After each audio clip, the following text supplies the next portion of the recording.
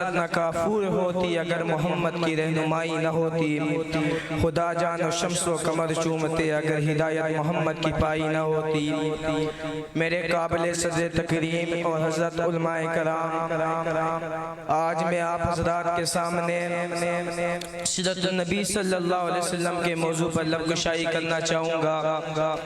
ایک یہ ہے کہ میں اپنی طرف سے نبی کی شان بیان کروں، اور ایک یہ ہے کہ کوئی ادیب، کوئی لائب،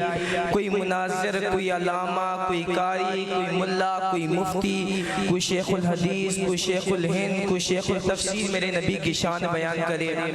اور ایک یہ ہے کہ خود خدا عرش پر نبی کی شان بیان کرے۔ تو میں آپ کو وہ شان سناؤں گا خاتم الرسولین صلی اللہ علیہ وسلم کا، کہ جو خدا نے عرش پر نبی کی بیان کی،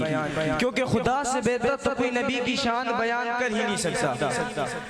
اس دنیا میں انبیاء تو بہت آئے، لیکن ہر انبیاء کی سیرت کا آغاز ان کے پیدائش کے بعد ہوا۔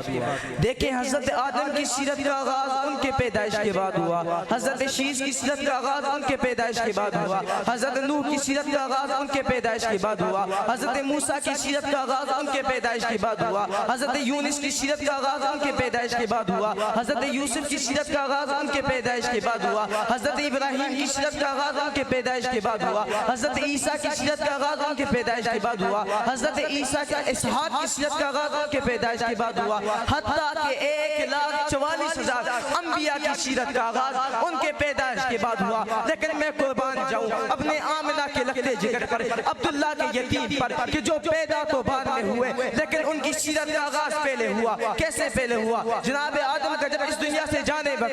کا وقت آیا، اپنے بیٹے سے وصیت کرے، بیٹا اگر تجھے کسی چیز کی ضرورت پڑے نا تو اللہ سے محمد کا واسطہ دے کر مانگنا۔ بیٹا کہتا ابو محمد کون ہے؟ جناب آدم فرماتے بیٹا بات انی سی ہے کہ سن، حضرت آدم کہتے ہیں کہ اگر محمد نے دنیا میں آنا ہی نہ ہوتا کائنات نہ بنتی، اگر محمد نے دنیا میں آنا ہی نہ ہوتا دنیا کا یہ نظام نہ سہ جاتا، اگر محمد نے دنیا میں آنا ہی نہ ہوتا کچھ کا کچھ نہ ہوتا، یہ سب کچھ میرے بیٹے محمد کے واسطے بنا کر سجائی گئی ہے۔ یہی تو معنی ہے وَرَفَعْنَا لَكَ ذِكْرَكَ، اے پیغمبر ہم نے تیرے ذکر کو اونچا کر دیا، تیرے نام کو اونچا کر دیا۔